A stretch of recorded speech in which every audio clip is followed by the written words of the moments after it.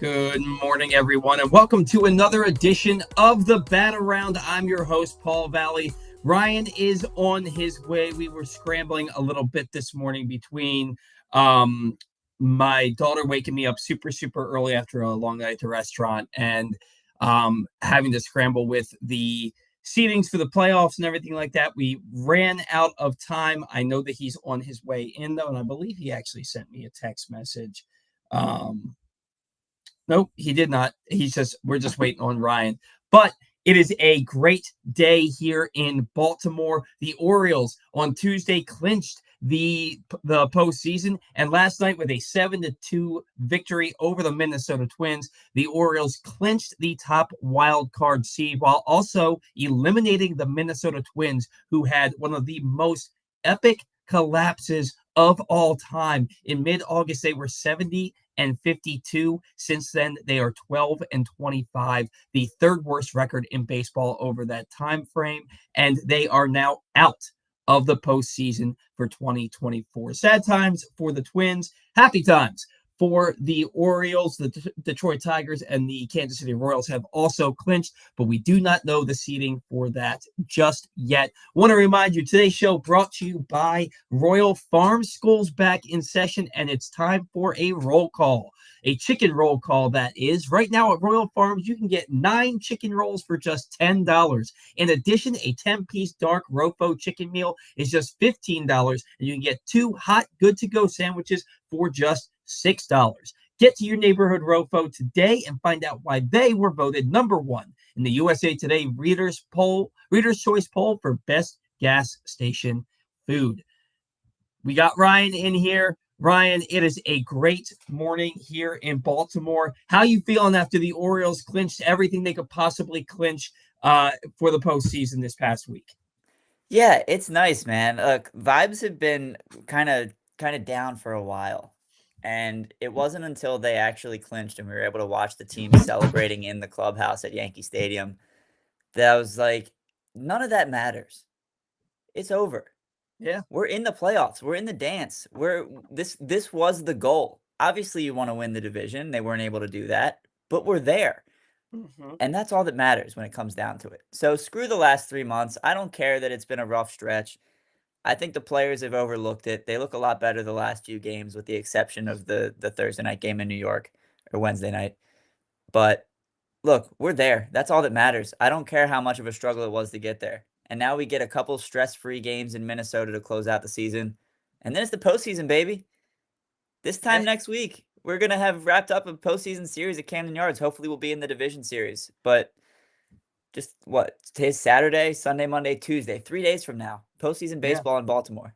It's What's a better? beautiful thing. It's a beautiful thing. It's funny, man. You mentioned how bad the vibes have been for basically the last 3 months around this town. And as soon as they clinched the postseason, you kind of felt like, even as fans, you felt like a weight was lifted, right? It's like we knew that they were more than likely making the postseason. No matter what happened the last 3 months, they got off to such a hot start, and there was so much parity in baseball across the board this year.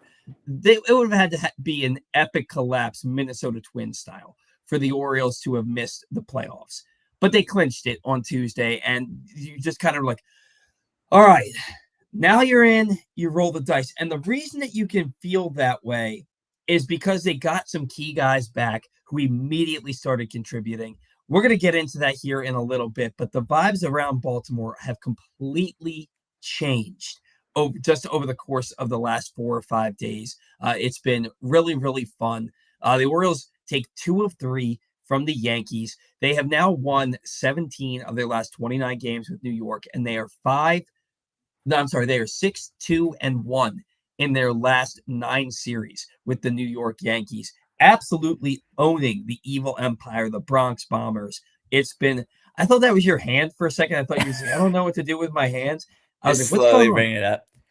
No, I'm glad that she's bothering me, because she was just on top of the snake tanks, which is where she knows she's not allowed to hang out.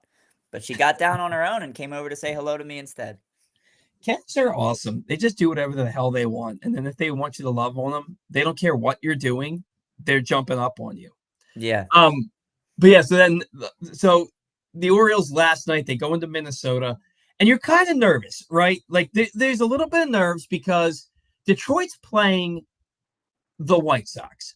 And if Detroit sweeps the White Sox and the Twins sweep the Orioles, Detroit is the number one wild card seed. Kansas City cannot be the number one, cannot be the top wild card seed. Only Detroit and Baltimore can be. And the Orioles have Pablo Lopez today. I mean, had Pablo Lopez last night. A middling starting pitcher who's actually been pretty good more often than not this year today. And then tomorrow they would have ended things with what's that guy's name? I can't remember. Bailey Ober. With Bailey Ober, who has been phenomenal, and especially against the Orioles. So it's like if the Orioles don't win on Friday, they really have to win on Saturday because Bailey Ober has owned the Orioles in his 2 starts against them. And the Tigers aren't losing to the White Sox. It's not going to happen. And so you're kind of nervous. And then the Orioles just go out last night. They take that 2-0 lead on the Ryan O'Hearn 2-run homer in the second inning. And then it's 2-0 for a while, right? And you're kind of like, okay, let's get some more runs. We've got a lead. Minnesota's not playing very good baseball right now. But let's get some more runs. Can we put something on there to make us feel more comfortable? Then in the 6th inning, you get the Colton Cowser home run. Now it's 3-0. Then you get to the 9th inning. And just to the 8th inning, just to kind of put an exclamation point on things, the Orioles score 4 runs in the 8th inning. Sir Anthony Dominguez comes in the 9th. He gives up 2 runs, and the Orioles get out of there with a 7-2 victory, and they clinch the top wild card spot. Cade Povich last night, man, oh man, has he been good in September. 5 2/3 innings pitched, 2 hits, a walk, no runs, 2 strikeouts. He was pulled at 79 pitches, Ryan, in his final start of the season. There's not even a guarantee, as you noted, that he's going to be on the wild card roster. I think he might be. I think that they may like. So talking about Povich, his ERA in September is 2.65. He has made 5 starts, and in 4 of them, he allowed 2 earned runs or less. Each of his last 3 starts, he shoved. Like he went up against Detroit, went 5 innings, allowed 2 runs on I think 2 hits with 8 strikeouts the first go round, and Hyde pulled him at 89 pitches. The second go round, 5 innings, 2 hits, 2 runs, 7 strikeouts, and Hyde pulled him at 89 pitches. And then last night, 5 2/3, 2 hits, 1 walk, no runs, 2 Ks. Hyde pulls him at 79 pitches. And we're all kind of scratching our heads, right? Because we have seen how overused the bullpen has been the last week and a half. I mean, you look at Aiken pitched 4 games in a row. Not Danny Coulomb. Yenier Cano, Cianel Perez, and Gregory Soto each pitched like 5 of 6 games, even though there was a day off in there. So you know that the bullpen's taxed. We're all kind of like, why is he pulling Povich to 79 pitches when he is dealing right now and you need to win this game? Especially after he pulled Corbin Burnes in a 1-0 game. Burnes was cruising at 69 pitches and had 9 strikeouts through 5 innings. And it kind of felt like Hyde threw away that game. I know he went to Cano and then he went to Perez, and they're supposed to be some of his top relievers. But we've seen kind of how not good they've been over the last few days and how much they've been pitching. And sorry, I know I'm being long-winded here. For me, it felt like he was saying, we know we're going to win a game in Minnesota. Let's get Corbin Burnes some rest. And while that's likely the case, it's not guaranteed when you really look at the pitching matchups that the Orioles are going up against. But now I kind of look at Cade Povich. They got that win last night. 89 pitches, 89. He had 76 pitches in his second start of September. Then 89, 89, 79. And Hyde didn't let him get into the 6th inning in 2 of those starts and didn't let him get out of the 6th inning in last night's start. And it makes me think he's going to be part of the Orioles bullpen in the wild card. It makes me, and I know they have a ton of lefties in there. They've got Coulomb, they've got Perez, they've got Soto. But it makes me think he's going to be part of that bullpen because he's got nasty stuff. And if you can unleash him for an inning or two, like Tuesday would likely be a bullpen day for him anyway, where he would be throwing in the bullpen just to get his throws in. Right. I see him being part of the roster to be in that Orioles bullpen for the wild card round. Yeah, and it's interesting because I did note that there's no guarantee he's on the wild card roster, and then I was looking at we're talking about who will be on the roster. I was like, I don't think there's any pitchers I trust. So like if Povich isn't on the roster because either they don't want too many lefties or they don't need that many starters because they're already likely going to have either Suarez or Kramer available out of long relief, there's no one else I trust. Like it's the last two spots come down to either Matt Bowman or Brian Baker at this point. It appears I would Oh much rather God. have Povich than either of those guys. Yeah. So the more I think about it, the more I think Povich is a lock. Now, is he going to get a start? Probably not. Is he going to piggyback off of an Albert Suarez or a Dean Kramer? Maybe. And that could be very advantageous for this team, especially you talk about these relievers have been overworked. Look, we made jokes about the Tigers bullpen back in 2014 when we were knocking them out of the playoffs, and it was, Jabba Chamberlain, Joaquim Soria. You knew your offense was going to come through against those guys. Hmm. I have a feeling other teams are looking at this Orioles bullpen like in the same way. And that's the thing, though. You look at the 2019 Nationals. At that time, historically the worst bullpen of all time. And then they got into the postseason and they used starters out of their bullpen, and some guys who were kind of faltering in the regular season really stepped up. The postseason, just get in, you roll the dice, like we said at the top of the show, and it's a different animal. You could see some guys really step up in some big spots because it's the postseason and that adrenaline is going. And if you have Povich and maybe a Kramer or a Suarez in your bullpen, that's completely different than having to send out Matt Bowman or Brian Baker and say, "Oh God, please get 3 outs. Please get Yeah. out of this before that guy on second base gets around third." Like it's a completely different animal there. Now the question becomes, and before we get into that, Pablo Lopez did his job last night. Pablo Lopez was very good. 5 2/3 innings pitched, 6 hits, 3 walks, 2 runs, 8 strikeouts. He showed up for the Twins last night in a game they needed to win. The Orioles offense managed to squeak out a couple of runs against him. The Twins could not get anything done until it was far too late. Imagine if the Orioles had scored 4 in the 8th and the Twins get 2 in the 9th and it's 3-2, how much we would have been freaking out. Oh Thank yeah. God that didn't happen. But it's all thanks to Ryan O'Hearn, a 2-run homer, Colton Cowser. He had 3 strikeouts, but his one hit last night was a home run. Ryan Mountcastle looks to be back. He went 3 for 5 with a double. Santander and Adley Rutschman 2 hits apiece. The Orioles stepped up this week and won games that they needed to win, kind of reigniting a fire for the team and the fan base heading into the postseason. And like you said, now they kind of get to sit back, lick their wounds, and have 2 stress-free games on Saturday and Sunday to close out the regular season. Who starts today and who starts tomorrow? Because I think it's supposed to be Suarez today and Kramer tomorrow. But if you need Suarez on Wednesday, well, you're not going to need that. Corbin Burnes is going to go on. You've noted in here, Corbin Burnes looks to be the game 1 starter. He'll be on short rest, blowing through 69 pitches in his last start. He's not actually on short rest.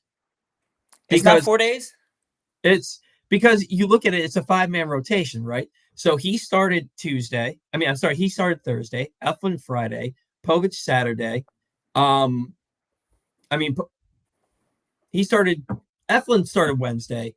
Then it was Burnes Thursday, Povich Friday. Then it would have been Suarez Saturday, Kramer Sunday. Then it would have been Eflin again if they didn't have an off day, Eflin again on Monday. Burnes' next turn in the rotation would have been on Tuesday. Okay, right. I think Right. I saw a tweet from a beat writer that Burnes would have been on short rest, and I just ran with it, I suppose. They really only get 4 full days in between starts. Like they get the rest after the start. Then they have 4 full days where they don't start, and then they have that full day of rest again until they go out and pitch at 7:00 or 6:30 the next day, unless it happens to be a Saturday 4:05 game or a Sunday 1:35 game. So if you have a 5-man rotation, you only get 4 full days in between starts. So Corbin Burnes is going to be on normal rest. going on Tuesday, and then Eflin will be on extra rest going on Wednesday.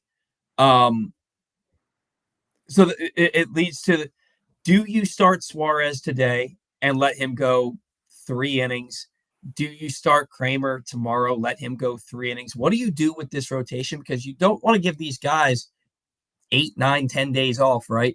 But who would you put in their place? Do you call somebody up and send somebody down just to keep that like an option, somebody just to keep that person, bring that person back for the 40-man roster? Like Keegan Aiken still has an option left, right? You can option Brian Baker.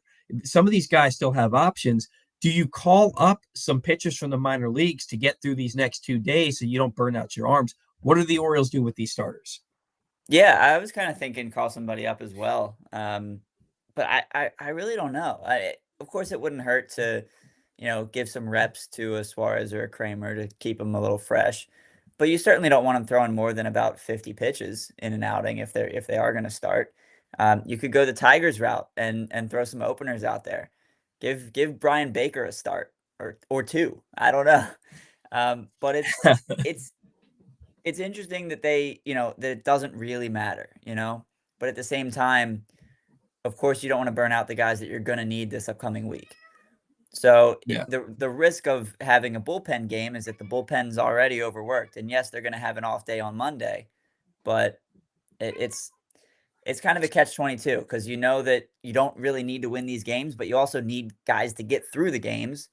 But you want those guys to be fresh for the weekend. So yeah, maybe it is somebody from AAA to come up. Maybe it's a Brandon Young to come up and make his debut. Maybe it's I don't know. Can they forfeit? Like, can they forfeit 2 games? Like, is there a rule that says that they can't do that? Because Earl Weaver forfeited a game back in the 70s. Like, can they forfeit a game? Can they just call out sick?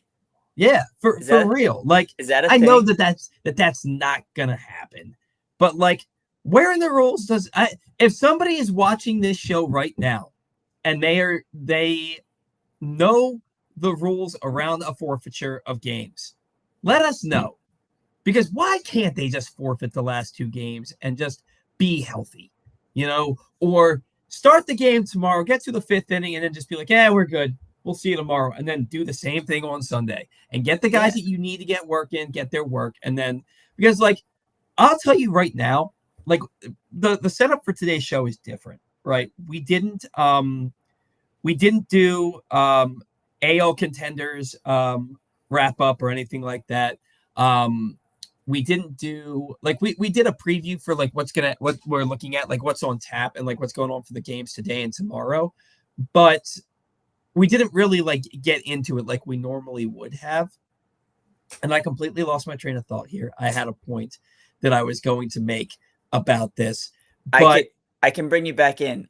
Since it's topical, can you pull up Daniel Pitt's comment, his most recent one? Because I forgot about the existence of Trevor Rogers. So maybe Trevor Rogers, that's a very good point brought up by Daniel. Maybe Trevor Rogers comes up to make one of these last 2 starts.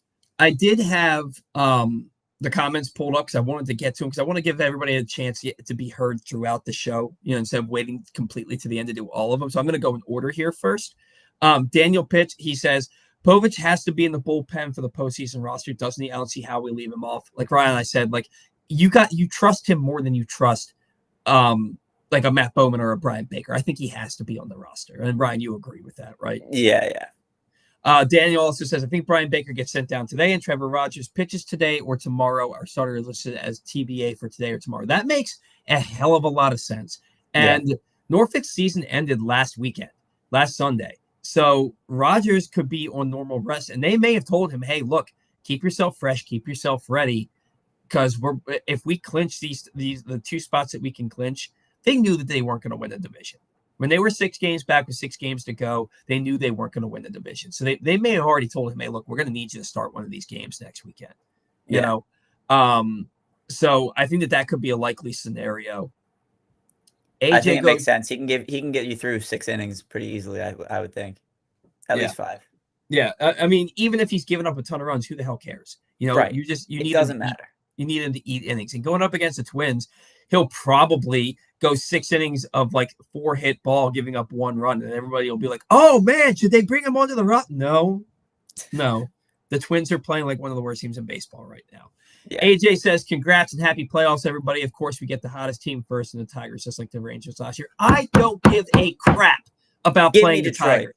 Give me Detroit. Their offense is terrible. They were running high. Now they're playing some patsies in the White Sox. And they have to come back to Baltimore, and they have to face a playoff-ready Corbin Burns, who just owned them for 14 innings of no-run ball over 2 starts. And then they have to face Eflin, who's pissed off that he gave up 5 walks in his last start. Good freaking luck, Detroit. Give me the – you know what? Screw the Royals. I don't want to play the Royals. I want Detroit. I want to beat the teams that are standing in my way. Give me Detroit.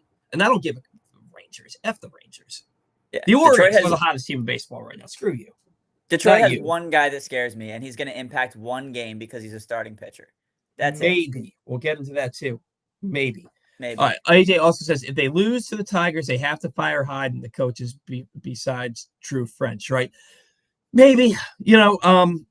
Like this. That's a conversation for next week's show if that happens. Let's talk about that if we get knocked out. Let's keep the vibes on the positive side right now. It's a great time to be a Baltimore Orioles fan.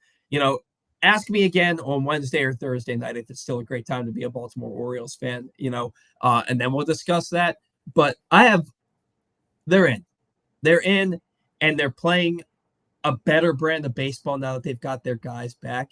And so let's focus on that for right now. And if, next week, if they get swept or they lose in that wild card round, we can just torch everybody we want. You have my word. Well, everybody under the sun is within that franchise is getting torched.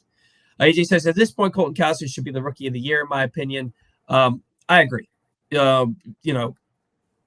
people that think I hate Colton Cowser. I don't hate Colton Cowser. I think he's a very good player. I just thought that he was being celebrated in the middle of a horrible slump, and nobody else was being celebrated like he was. We're not going to get into that again. And then Daniel Pitt says, I saw someone also say we could call Bruce Zimmerman or Brandon Young to pitch one of these games. I would bet it would be Zimmerman before Young. I know Zimmerman was DFA. Is Zimmerman still in the system? I know he was DFA'd a couple months ago. I think he... For some reason, I feel like we granted him his release, but I could be completely wrong on that. But yeah, Brandon Young is a guy I did bring up. He's I want to see him get a shot. I don't know if the Orioles want to start a service time clock yet, but no, he's in the Orioles system. Okay. He's still with the Orioles. He's not on the 40-man. So that's the other thing. They'd have to clear a roster spot to get Bruce Zimmerman. And maybe they would DFA Levon Soto. I don't think that they would do that, but he'd have to clear a roster spot. They'd have to clear a roster spot to bring up either Young or Zimmerman. And I don't know that they want to do that with what they've got. Are they at 40 players on the 40-man roster? I know they were at 37 a few weeks ago, but then there were a couple of activations. I don't know if they were 60 IL guys. Let's see here. In any event, well, if you're looking at that, back to the Cowser comment, Luis Gil's last start of the season is today, and he's the only guy who I see in some sports books ahead of Cowser. Cowser's done what he's needed to do this past week. Couple big home runs to help pad his stats a little bit. Austin Wells is not in the conversation anymore. Wilyer Abreu isn't there. For me, it's Luis Gil or Colton Cowser. And I agree. Gil is on the mound against Paul Skeens today. I am really hoping the Pirates light into him a little bit. And Pirates won that game last night. Yeah. The funny thing is that the Orioles sweep the Twins and the Pirates sweep the Yankees. Yankees won the division, but the standings would show that they only won it by a game. Yeah. And that game is the one where Hyde pulled Burns at 69 pitches through 5 innings when he was absolutely cruising. Yep, in a 1-0 ball game. I feel like as long as you still could win the division, you have to play to win the division. But maybe I'm wrong. I agree. We're not going to get into it though. But I understand also trying to play for success in the wild card round to an extent. But I do too. I understand the ire and I understand the reasoning. I get both sides. at the time, because the only reason I cared, I knew that the Yankees aren't going to lose out. They're not losing 3 games. If they have to win a game, they're not losing 3 games to the Pirates. I knew that, right? Yeah, I selfishly did not want to see the Yankees celebrate a division championship in Yankee Stadium against the Orioles. Didn't want to see it happen. absolutely. That was the main reason that I even put up the tweet. It feels like I threw this game away. Yeah. Getting back to the 40-man roster, the Orioles have 44 people on their 40-man roster, but they have 5 guys on the 60-day IL, which means they don't count against your roster. So they do have one 40-man roster spot open. And while I'm looking at this, I thought about it a little bit earlier, and I don't want to glaze it over or not address it at all. Somebody on the 15-day IL, Grayson Rodriguez. He has been shut down. Over the last week, we learned that he has been shut down for the rest of the season, meaning he will not pitch in the postseason. Didn't have a setback, apparently. Apparently, it was just they ran out of time. And that's a blow because, look, he wasn't going to be in their rotation in the postseason, but he was going to pitch out of that bullpen and likely towards the back end of the bullpen for them. And to me, that is a huge blow. I mean, I don't know about you, but Sir Anthony Dominguez isn't instilling a lot of confidence in me his last few outings. And if they could have had Grayson Rodriguez as a late inning guy or the closer in the postseason, it would have really been a coup for this team. And the fact that he has been shut down is a blow to the team. And we were talking about what their bullpen's going to look like. We were talking about what the bullpen's going to look like. If you add a Grayson Rodriguez in there, you have a lot more confidence. Absolutely. Yeah. And I mean, he originally gets hurt and we're thinking, let's hope he's sick. He looked sick. It looked like he said he was sick. And it's like, all right, he's, a few innings, we find out he's got a lat teres strain. And it's like, all right, this is an injury he's had before. Hopefully it's minor. We find out it is minor and that they're hoping he's back, in the last couple weeks of the season. And then it's, well, he's still not facing live hitters yet. He hasn't had a setback. We're just out of time. It's like, man, I get it. I understand they've been playing cautious with him. It's an injury he's dealt with before, and it's something that can keep you out for a while if you aggravate it. On one hand, I'm glad they're resting him because you want him fully healthy for next year. You don't want to risk re-injuring that muscle. He's got to get that behind him. But on the other hand, I would love to have him coming out of the bullpen. Oh my God, it would be awesome. It would be awesome. But let's not lament it too much. The Orioles are in the postseason. It's awesome that they're there. And look, we had said after last year, can the Orioles win the division again in 2024? Well, do we want them to win the division? How about just being the top wild card seed so you don't get that break in between and you get to host at least 2 games in Baltimore in the wild card round? There are a lot of fans at the beginning of the year that would have preferred this, right? And I want to make it clear, we're strictly speaking logistically here. Mm-hmm. Obviously, we all would rather the Orioles win the division than the New York Yankees. But logistically speaking, considering what happened last year, it makes sense that this might be more advantageous for postseason success. Yeah. And especially with the Orioles playing better baseball this past week. Like, look, I know that, look, they were 3-3. I know that they're 4-3 in their last 7 games, right? I get that. But they're playing better baseball. You're watching this team play a different brand of baseball now that Jordan Westburg, Ramon Arias, and Ryan Mountcastle are back. Yeah. We're going to get into that here in just a second. Just want to remind you that if you or a loved one has a gambling problem, call 1-800-GAMBLER or visit helpmygamblingproblem.org for free confidential services. That's 1-800-GAMBLER or visit helpmygamblingproblem.org for free confidential services. Ryan, we're going to skip over the postseason preview and do that as the next segment after we talk about this. You look at Jordan Westburg, Ramon Arias, and Ryan Mountcastle coming back. Westburg and Arias returned last Sunday. Mountcastle on Tuesday. Impact on offense was immediately noticeable. Jordan Westburg had that game-tying RBI double in his first game back. Now Suarez immediately gave up the go-ahead and eventual game-winning home run. the very next inning. Ramon Arias has a hit in all 5 games since returning, including that big home run against the Yankees. Ryan Mountcastle has a hit in all 4 games, despite starting just twice. He had a 3-hit game last night. These guys come back, and the Orioles start playing better baseball. I don't think it's a coincidence. This left-handed heavy lineup was missing solid right-handed bats. They got 3 back this week, and they're scoring runs again. I mean, they scored, what is this, like 4 games out? They've scored more than 5 runs this past week, or is it more than that? Like I don't know.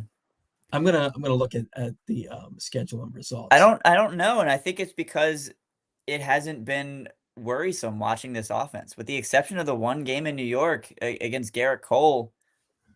I've been fine watching the offense. When for Right. a couple months it was every night was like, God, they can't hit with runners in scoring position. They can't get on base in general. They're not hitting home runs. I haven't felt that way the last week because none of that's been the case. I've just been enjoying Orioles baseball.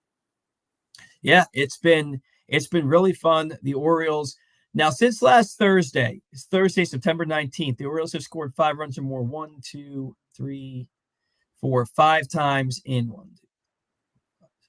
5 times in 8 games. Since Arias, Mountcastle, and Westberg have all been back, they've scored 5 runs or more 3 times in 4 games. 5, 9, 1, 7. So this lineup with these guys all back, they're producing at a high level. You look at what they did on Wednesday against the Yankees, the day after clinching, where they should have been all hung over, 9 runs on 17 hits. This offense is really, really rounding into form now that those guys are back, and it's happening at the right time. Ryan, this is what we talked about in mid-August. Like, August was going to suck towards the end, but then the schedule softened, and the Orioles still played bad baseball. But we're like, look, they're going to get healthy at the end of September. Danny Coulombe's back and pitching well. Jacob Webb is back and pitching well. Now you get these 3 right-handed bats back, and they're all hitting. The offense is scoring runs. It's a completely different team when they have those guys in the lineup. Yeah, and we knew what the implications of these injuries were going to be, and we saw it in front of our eyes. And we talked about it last week. These are 3 right-handed bats in a lineup that struggles against left-handed pitching. And to get them back, and you're no longer forced to start Ryan O'Hearn against lefties. You're no longer forced to start, Jackson Holliday against lefties. You're no longer forced to start Colton Cowser against lefties, although they have been, and he's been doing okay. His homer last night was off a lefty. But when you've got a bunch of left-handed hitters who struggle against left-handed pitching, you kind of need some right-handed bats to complement them. And they haven't had those guys at their disposal over the last couple months. We've had games where there was one right-handed bat in the lineup, and it was either Eloy Jimenez, Austin Slater, or Emmanuel Rivera, because everyone else was either a natural lefty or you've got Adley and Santander who are switch hitters. So to get 3 natural right-handed hitters back, it really balances out the lineup. It helps these guys complement each other. It makes it harder for opposing teams to match up on the pitching side. It's huge, man. It's absolutely huge. And it's something that you hope they can carry into the playoffs with them, because we've seen the benefits of having these guys back in the lineup. Absolutely. And now you look at the starting rotation and remember how bad we felt about Corbin Burns in August. Like, what happened to this guy? And then he found the grip for his cutter, and that has become a swing and miss pitch. And he looks like 2021 Cy Young Award winner Corbin Burns. He got, 18 whiffs in 5 innings the other night? Something like that. I think 8 of his 9 strikeouts were on the cutter. Yeah, 9 strikeouts in 5 innings on 69 pitches. It is perfect timing for Corbin Burns to become Corbin Burns again. I mean, in September, I think his ERA is like 102. He has been absolutely off the charts ridiculous. He is unequivocally an ace. We questioned it in August. It was like, look, aces don't do this for a full month. And then we get into September, and he's like, oh, yeah, I'm Corbin Burns. And it's awesome. It's awesome for this team. Now, Zach Eflin has looked a little bit more human recently. 5 walks against the Yankees. Now, look, against the Yankees in 2 starts, he's gone 10 2/3 innings, and he's walked 10. In 142 and two-thirds innings against everybody else, he's walked 14. So Yeah. it could just be something about the Yankees. Any concerns for you about Eflin going up against Detroit on Wednesday? No, because he's honestly, I feel better about Eflin going into this series knowing that he just walked a career high 5 batters in his last start. Mm-hmm. Because that pisses him off to no end. He said when he came over here, he was asked about his strikeout to walk ratio and why he's able to walk so few guys. And his answer was, and I'm paraphrasing a little bit, but he said something along the lines of, I just really hate walking people. Mm-hmm. And so knowing that he's coming out of his last start of the regular season, he walked 5 Yankees. Juan Soto homered off him again. Soto's always had his number. And now he's going into a postseason series, and he wants to be a World Series champion. I'm excited about it. I think he's going to absolutely shove. I really, really do. And that Detroit lineup, they have some good players in that lineup. Like let's not mistake the fact that they have a few guys in that lineup that have 15 to 20 home runs, hitting 260 to 280. They have some players in that lineup, but they're not world beaters. They also have, I think, 7 guys whose batting average on balls in play over the last month or so is like well over 300. Yeah. And they've played really good defense. I mean, how many balls were hit by the Orioles in that game on Sunday? Like Colton Cowser got robbed of a 2-run homer by Parker Meadows. Then his next at bat, he flew out to the wall in center field. Who was it to hit the ground? I think it was Ramon Arias with a runner on third, with runners on second and third, laced a ground ball up the middle that bounced off the pitcher, and they got an out of it. Yeah, I mean, that was Arias. And if that gets up the middle, the Orioles scored 2 runs. So we talk about they only scored 3 runs on Sunday, but they legitimately could have scored 8 or 9 runs in that game. Oh yeah, and like that luck's got to run out, and you need to be a good baseball team in October. You can't just be lucky in October. And I'm not going to sit here and say Detroit's not a good team, but they sold at the deadline. Like they sold at the deadline. Imagine Detroit with Jack Flaherty. Like they sold at the deadline and then they got hot. So like they were. Tarek Skubal said, I think yesterday or the day before, that a lot of the players in Detroit last month were talking about where they were going to watch Lions Seahawks on Monday Night Football this week. Yeah. And now it's like, well, no, we're not going anywhere to watch that game because we're going to be in the postseason. The players weren't expecting to do this, and they went out and did it. Now they're playing with house money. They're on a run like similar to the Kansas City Royals in 2014. But look, bring it on. Okay, the Tigers are hot. The Orioles were there last year, and they don't want to repeat what happened last year. And I'm so ready. I want Detroit, man. People were talking about I want to play the Royals. They've been so bad the last month. Yeah, I know they have.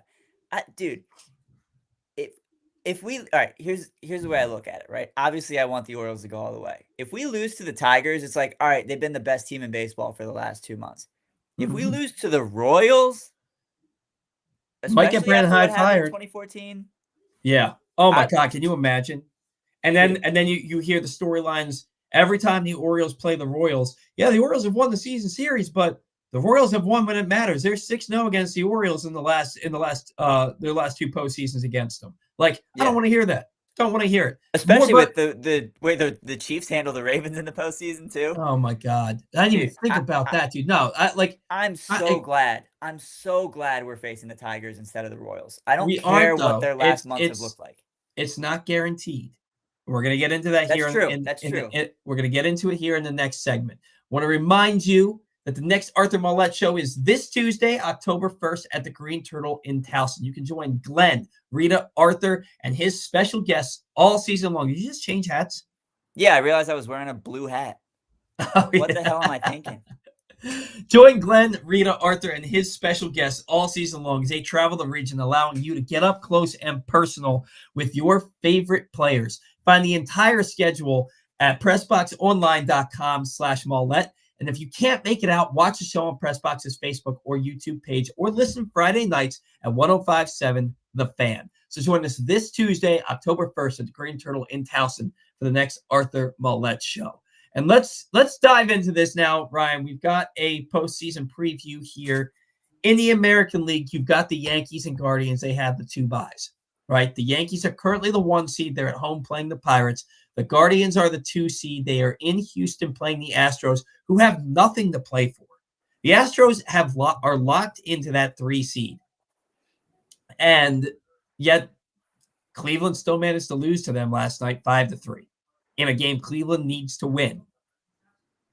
So I think that the Yankees have a 1-game lead on the Guardians for the best record in the American League. If the Guardians win these last 2 games, the Yankees lose these last 2 games, then the Guardians are the 1 seed. I don't see that happening, although you do get Skeens tonight for the Pirates, and Skeens could go out there and shove, and the Yankees could be in a situation where they need to. If the Yankees somehow get swept by the Pirates, and then Brandon Hyde had pulled Corbin Burns after 5 innings and 69 pitches, what's going to happen in this town? How many people are going to have what's the word? Revisionist history. You know what I mean? Like, I don't want to deal with it. Me neither. Orioles are the top wild card seed, with Detroit and Kansas City having clinched the other 2 spots, and now it just comes down to seeding.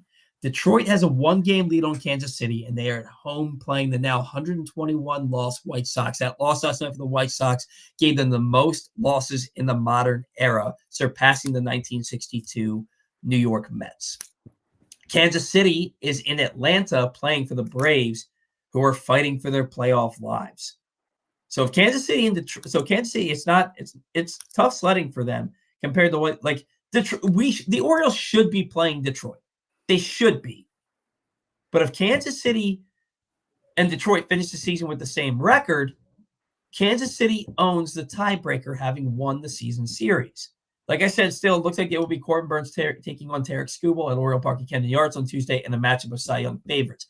However, the only way this isn't the case is if Kansas City wins tonight and Detroit somehow loses, because tomorrow is Tarek Skubal's turn in the rotation. And if Kansas City wins tonight and Detroit loses tonight, even if Kansas City wins tonight and Detroit wins tonight, Detroit still needs to win tomorrow.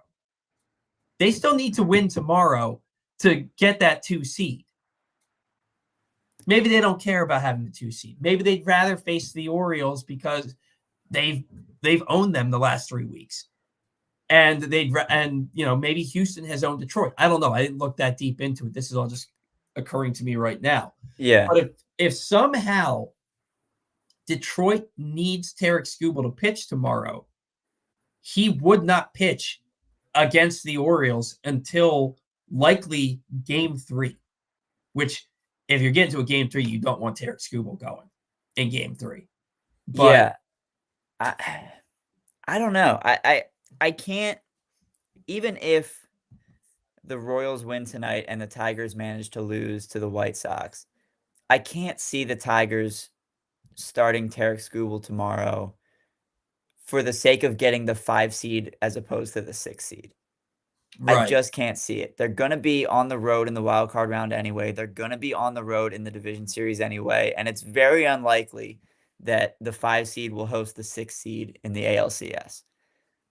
If I'm Detroit, Houston went 2-4 again. The Tigers went 2-4 against the Astros this year. Okay. Just putting it out there. Still, I'm starting Tarek Skubal in game 1 of a wild card series. I'm not starting him in game 162 when I'm fighting for which secondary wild card team am I going to be? Yeah, maybe they will. Fair point. Maybe I'm wrong. Maybe they want to lock up that 5 seed in the event that they're going to face the 6 seed in the championship series. It's possible.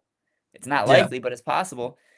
So I don't know. And if they think they can start him on Sunday and still have him available for a game 3 of a wild card series on the following Thursday, then maybe they will. Yeah, it's going to be interesting to see. Kansas City has not played good baseball the last couple of weeks, and they dropped. I mean, they had a pretty decent lead on Minnesota for the 2 seed. They were only a few games back of the Orioles. I think at one point, like not that long ago, Kansas City was like 2.5 games back of the Orioles for the top wild card spot. Yeah. And now they're trying to just be the number 2 seed because right now they're the 3 seed. It's likely going to be Orioles, Tigers, Burns versus Skubal on Tuesday. I think that's the likeliest scenario. And I think you're right. I don't think that now that we've talked it out, I don't think that there's any chance that Skubal starts tomorrow. I don't think there's any chance of that. I think that he is being saved for game 1 to go up against Corbin Burns. And man, talk about a hell of a matchup. I'm so glad this game is in Baltimore with that cavernous left field. So glad this game is in Baltimore. And, I don't know, man, but I don't know. Let's look up what Skubal's done because he hasn't pitched. When's the last time Skubal pitched? In general or against the Orioles? In general. Let's see. We know he's going to win the Cy Young. That's a wrap at this point. Is he still the He's like the Triple Crown in the American League. Still the Triple Crown? He's got the most wins at 18, I believe. Yeah, he's got the most wins, he's got the lowest ERA, and he's got the most strikeouts. Yep. He's the Cy Young. Somebody was arguing for Emmanuel Clase, and it's like, look, he's been great. Yeah. Is his first name Emmanuel? I feel like it is, and I feel like it is. Also, okay. Last night I was thinking about how I kept calling Logan Gilbert Paul Gilbert that one show. Right, yeah. And I just called him Emmanuel Clase, and I said it with such confidence. I'm like, that better be his first name. Somebody's talking about how the only other one that I've heard you struggle with is Justin Armbruster. You always call him Jordan. But that one's pretty easy because they're like almost the same name. But isn't there a Jordan Baumeister? Jackson Baumeister. Who's Jordan? Who am I thinking of? There's a Jordan in there. You're thinking of a pitcher in the Orioles farm? Yeah, with a similar name. So I know it's Jackson Baumeister who was traded. He got traded to Tampa Bay. Yeah. I know it's Justin Armbruster.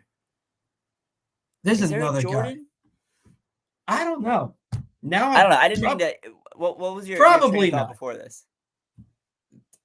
I don't know. Oh, Tarek Skubal, he last pitched on the 24th, which was what? Tuesday? Yeah, Tuesday. He last pitched on Tuesday. So he's got a full week in between starts. And if you go and you look at his splits, let's take a look at his splits for 2024. Let's see. It's got to say in here, like what he's done on days of rest, right? That's got to be a thing in here. I think it. Oh, you're on Baseball Reference? Yeah. Yeah, it should be. It's definitely in here. Days of rest on. Let's see, 6+ days of rest, 5-0 with a 1.93 ERA. Good grief. 5 days of rest, 9-1 with a 2.07 ERA. 4 days of rest, 4-3 with a 3.11 ERA. All right, so it doesn't effing matter. He's just legit. It doesn't matter. All right, well, screw that idea. He's going to shove no matter what. He's going to shove. We just have to hope that Corbin Burns is the Burns of September and keeps up with him. And that he shoves equally, and that Brandon Hyde doesn't have an early hook. If they're pitching similar games, and Skubal's still in the game, Burns better still be in the game. As long as Skubal's in that game, I want Burns in that game. As long as he's shoving the same way, like I don't want this to be Orioles bullpen against Tigers Tarek Skubal. I don't want that. I don't need that. Nobody except Detroit needs that. So please don't have the hider hook. Anyway, Houston locked into the 3 seed and will host whomever Baltimore doesn't host. The National League, Ryan, is where this gets really fun. Okay? Mm-hmm. The Dodgers and the Phillies are battling it out for the top seed, but Phillies' hopes took a serious blow with a 9-1 loss to the Nationals last night, dropping them 2 games behind the Dodgers with 2 games to go after LA throttled the Rockies yesterday 11-4. Look, the Phillies, they got a good draw for this final series. They entered the series with the Nationals a game back of the Dodgers for the best record in the National League.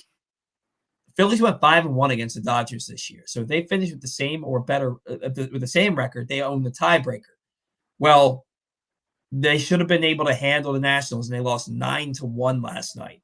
Dodgers are playing the Rockies, who have nothing to play for except upsetting their division rival. It's Philly's got it's an uphill battle now for them to get to the top overall seed.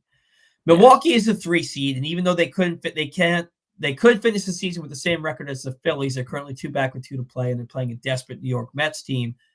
The Phillies own the tiebreaker, having won the season series. So it looks as though Milwaukee's locked into that 3 seed. They cannot, they cannot pass the Phillies. So they're locked into that 3 seed.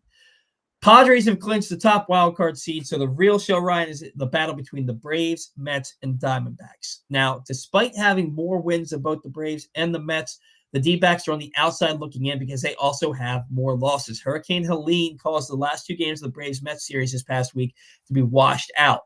Both the Braves and the Mets won last night, so they're both currently 87-71, and the D-backs are 88-72. If the Braves and Mets end Sunday with the same record, we get the best case scenario for baseball fans. A Monday doubleheader to decide the final seeding. The D-backs control their own destiny because if they win their last 2 games, only one of the Mets and Braves can also win 90 games because they would have to play each other twice on Monday. The D-backs are currently hosting the Padres, who are locked into the top wildcard seed. They lost to the Padres in Arizona last night, 5-3.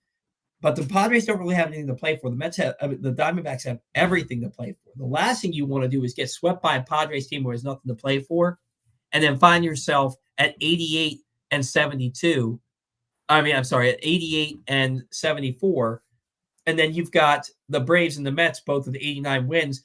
Then it becomes Monday doesn't need to happen unless those 2 teams really care about the seeding. I'm sure baseball would make it happen because they care about the seeding, but those 2 teams would still likely play the doubleheader, but that would be just to determine seeding, and Arizona will be on the outside looking in. What Arizona needs to do is at least win one of these next 2 games and then see what that means if they finish with 89 wins. If there's 3 teams with 89 wins, then you get into all those tiebreaker scenarios, but really excited to see what's going to happen in the National League over the next 3 days because that's going to be fun. Yeah, it'll be interesting. There's a ton of really exciting teams in the National League hunt. I know you have talked before about how you really don't like the Brewers. I like the Brewers. I'm happy to see them there. Well, see, I like them now because they've got DL Hall and they've got Joey Ortiz. I've just never been a Willy Adames fan. I feel like if your team was so close that Willy Adames a few years back was the difference in you being, not in contention and then having the best record in baseball from the day he got there to the end of the season, what are you doing to your team and to your fan base that Willy Adames was? Now, Willy Adames has been off the charts this year. He's been phenomenal. I get that. I think he's tied for the all-time lead in 3-run homers in a season, something like that. That's a weird stat, but he has like 13 3-run homers this year. That's a lot. Yeah. I mean, there's a bunch of guys who won't hit 13 home runs this season, and he has 13 3-run homers. I'm going to look up Wiley Adames. Sure. Where is he?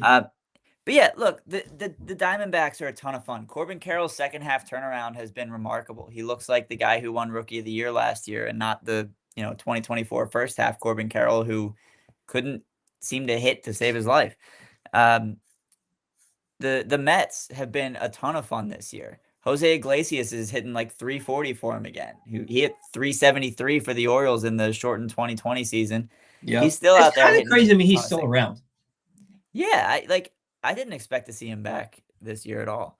But he's a music artist now, and they've got a theme song that was written and performed by Jose Iglesias. Like, the Mets are fun. The Padres were like 50-50, and then they've gone like, I don't know the exact numbers, but they're like 40-10 in their last 50 games. It's incredible. They're a ton of fun. Fernando Tatis Jr. is back and healthy. Manny Machado has turned things around in the second half. Like, that's a really fun Xander Bogaerts is back. The fact that Jackson Merrill is even in the conversation for National League Rookie of the Year with how good Paul Skeens has been is incredible. It's a testament to what he's been able to do. There's so many fun teams in the National League, and I really hope it comes down to a Monday doubleheader because, boy, would that be fun. Man, Willy Adames, 32 home runs, 91 runs scored, 111 RBI, and he's only a 3-win player. He's only a 3-win player. Like, that's He's the a difference he's a for pretty this bad team. defender, isn't he? Yeah, I always thought that I heard that he was a good defender, but apparently not. He's got a negative WAR Yeah, I defensively. feel like if he was a good defender, he'd be with his offensive stats. I feel like he'd be easily a 5 or 6 WAR player if he was a good Yeah, defender. his offensive WAR, I don't know how that makes sense. But this is the first time he's put up negative defensive WAR. Oh, wow. Yeah, not since his rookie year, but in 85 games he had a negative 0.3. This year he's a negative 0.7, but the years prior 1.7, 1.9, 1.7 in 2019. So he's been a serviceable defender. Mm-hmm. So anyway, moving on. Looking at your old boiler with a jaundiced eye, it's time to call AJ Michaels. You'll save 50% on your energy, get a $600 rebate, and an 18-month no-interest energy loan by visiting us at ajmichaels.com. 10:57, and we're not even close to done. We gotta pick it up. We're sitting here talking about Willie Adames and Jackson Merrill. And all right, Sorry. potential postseason roster for the Orioles offensive players. Catchers, Adley Rutschman, James McCann. That's going to be a thing. First base, Ryan Mountcastle, Ryan O'Hearn. Your infielders, Jordan Westberg, Gunnar Henderson, Ramon Arias, Anthony, and then your outfielders, Anthony Santander, Cedric Mullins, Colton Cowser. They're the locks. Your bench spots are likely going to Holiday, Slater, and Rivera. I agree with that assessment. Yeah. And there are people who could argue for Soto over Holiday. So Holiday's going to be on this postseason roster, just like Heston Kjerstad was last year. Not going to play. He's not going to be used except for maybe as a pinch runner late for like Ramon Arias or something. But they want him to get that. They want him to be around that postseason team. Like they want him as part of that roster. Yeah. You have the odd man out, Kjerstad, Mayo. Well, Mayo was optioned to AAA, so he's not going to make the roster. Yeah. Kjerstad, as was Soto. Yeah. Yeah, Kjerstad, I don't see how he makes it. I agree. I don't see how he makes it. If they got a left-handed hitter and Holiday off the bench, Rivera can't play outfield. I feel like Slater's your right-handed hitting outfielder. Yeah. I would rather just from a specifically this guy or this guy standpoint, I'd rather have Kjerstad, but I think logistically it makes sense to have Slater available. I agree. And he's going to start against Skubal. Oh God. Oh God. I'm sorry. I ruined the vibes again. You're right though. Let's move to the pitchers. Can you imagine getting that Tuesday playoff lineup after getting swept in the playoffs and you see batting leadoff Austin Slater? What are you doing to me, man? It's going to happen. He's going to be in that line. No, he's going to be batting second. Damn it. Austin Slater is going to be batting second for the Orioles on Tuesday. I hope to God he's batting eighth and they put Gunnar and Westberg 1-2 in some order. I hope to God he's tied to the boiler in the clubhouse and not allowed to come out on the field. He Bobby big leagues it on ground balls like he's earned anything ever. Yeah. Isn't he like 1 for his last 35 too? He's 1 for ever. He's terrible. Anyway, good vibes. For the pitchers, you're starting pitchers, Burns, Eflin, you have Kramer. I agree with that. I think Suarez pitched himself out of that role his last few starts. And Kramer has been, Brandon Hyde loves Dean Kramer. The fans love Dean Kramer. The guy's a bulldog, man. Like even though it seems like a lot of times he goes out there and he'll give up 3 runs in the third inning, but then still make it 6 innings on 6 innings pitched, 3 earned runs. Yeah. Kramer has earned that third spot with the way he's pitched the last 5 or 6 weeks. And I think especially with how he performed last postseason, like Kramer's a guy who gets pissed, and he channels that into, I don't want to say domination, but like he channels it well. He's not a guy who gets frustrated and then gets wild. He's a guy who gets pissed off and gets better. Right? Yeah, I agree. And I think coming off the heels of what he did in the postseason last year, I know he had a lot on his mind, but he wants to come out and get redemption. So I have a good deal of confidence in Dean Kramer as a Game 3 starter this year. I agree. You have either Suarez or Povich in the bullpen, maybe both. Probably, I think it's probably both. I think it's You want probably both too. you want your best pitchers on that roster. It's the playoffs. It's the postseason. Best pitchers on the roster. Cade Povich and Albert Suarez are two of your best pitchers. They need to be there. So then you go to your actual relievers. You have Keegan Aiken, Yennier Cano, Danny Coulombe, Sir Anthony Dominguez, Cionel Perez, Gregory Soto, Jacob Webb. And there's not one person there that I disagree with. And then you say the last spot probably goes to Bowman or Baker. So they have a 26-man roster. You've got 13. So that's assuming Bowman or Baker for the last spot assumes that both Suarez and Povich are on the roster.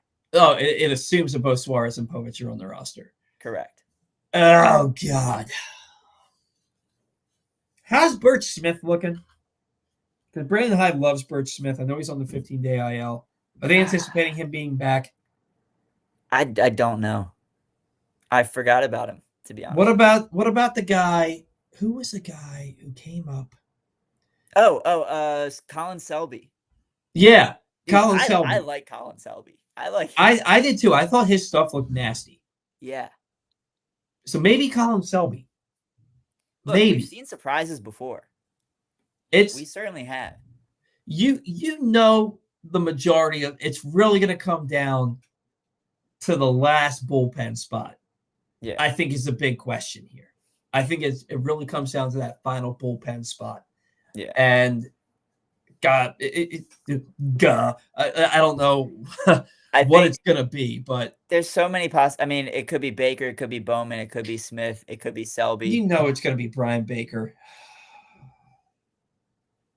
It's not. Good vibes. It's not going to be Brian Baker. You know what's annoying though? Like we're so limited in the number of good options. Like I wish, like Cionel Perez has been not good. I don't think he should be on a postseason roster, but he's gonna be. We know he's gonna be. Oh yeah. I wish we had an alternative to someone like that, but we don't. Cionel Perez needs to not pitch until Tuesday at the earliest. Yeah. I think he's been so over. It's the same thing that happened last year where he was really, really good in the middle part of the season, and in the last month he got so overused just to get to the playoffs. I mean, they were going to the playoffs, but he got so overused that he was terrible to end the year. He needs a break. I mean, Perez, Soto, Cano, and Aiken have all pitched like 6 times in the last 8 games. It's ridiculous. These guys need a break. I think call up Trevor Rogers and have him pitch both games. Whatever. Did you miss anything from Glenn Clark Radio this week, including Carlos Pena, Mike Tirico, Trent Dilfer, and even Colton Cowser's favorite third understudy, actress Kayla Come on, Glenn, you got to spell that out for me. Peccioni. You got to spell that phonetically, man. Find them all right now in the Glenn Clark Radio Weekend Review feature at PressBoxOnline.com, or watch or listen to GCR every Monday through Friday at 10 a.m. on PressBoxOnline.com/radio, or right here at Facebook and YouTube. All right, today's game, someone will take the mound for the Orioles, but we don't know yet who that someone will be. It probably doesn't matter. Might be a bullpen game. They have absolutely nothing to play for these last few games. Ryan, thank you for that note. I thought I wrote that, and I was like, as I'm reading, I'm like, nope, Ryan wrote that. Minnesota will counter with right-handed pitcher Zebby Matthews, who comes in at 1-3 with a 5.71 ERA and 1.50 WHIP in 8 starts this season. Matthews, a 2022 8th-round pick, made his major league debut on August 13th and allowed just 5 earned runs over 15 innings in his first 3 starts. His 4th start, however, was a disaster as he lasted just 2 innings, allowing 9 runs on 10 hits, including 3 home runs in a loss to Toronto. Matthews then allowed 6 runs on 14 hits, including 3 home runs in his next 2 starts combined that covered just 8 1/3 innings. He has since, though, settled down, allowing just 1 earned run in each of his last 2 starts, each coming on solo home runs. However, he went just 4 2/3 innings in each start. The latest edition of Press Box is still available for a couple more weeks. On the cover, Bo Smolka profiles Raven Star safety Kyle Hamilton, and sorry, I lost my space. Detailing his path from being the son of a basketball player to choosing football, being overlooked in the draft, and turning into a defensive unicorn as a playmaking Swiss Army knife in the NFL. Also inside, meet college football players from all of the area's D1 programs and some of the area's college soccer standouts as well. You can find that print issue of Press Box all throughout the region, including at 60 Royal Farm stores. And you can read it all at PressBoxOnline.com. What's on tap? Ryan, will you do this one for me? I got to put up a take to rake real quick. Sure. After the game today, Baltimore will close out the regular season, sending someone to the mound for a typical season-ending Sunday league-wide 3:05 start time. The Twins will counter with right-handed pitcher Bailey Ober, who comes in at 12-8 with a 3.94 ERA and 1.00 WHIP in 30 starts. So the Orioles better win today. No. Oh, that's if they lost. No, sorry, I forgot. There's some notes in there in case they lost last night. We're good. We didn't lose last night, so it doesn't matter. I will say, however, I have Bailey Ober on my fantasy team. I'm in the championship. I might need him to shove because quality starts is close right now. So I might be low-key rooting for Bailey Ober a little bit on Sunday. He's faced the Orioles twice in his career, and that was in back-to-back starts in July of 2023, and the Orioles did not fare well against him. He tossed 13 innings, allowing 6 hits and just 1 earned run, walking 3 and striking out 13. After that, it's back home where the Orioles will likely host the Tigers in a matchup on Tuesday featuring Corbin Burnes and Tarek Skubal. Who might it be featuring? It might be featuring the Tigers and AL Cy Young favorite Tarek Skubal versus the Orioles and former Cy Young Corbin Burnes. Yeah, I don't know if we've discussed enough that it's going to be Corbin Burnes and Tarek Skubal on Tuesday. Yeah. It's going to be a good one, especially if it's Corbin Burnes and Tarek Skubal on the mound. It's going to be a really good game. Yeah. Can you do that read for me too, please? County Sports Zone? Yeah, please. I certainly will. High school sports season is well underway. County Sports Zone will be reporting every score from every event with every school at every level throughout the state, all academic year long. Check it all out right now at countysports.zone, proudly sponsored by your local Toyota dealer and buyatoyota.com. I think this is the third week in a row I've done that read for you. And the first one I screwed it up because I was like, is it countysports.zone or is it supposed to be countysportszone.com? And you're like, no, it's countysports.zone. And so now that's ingrained in my head. Yeah.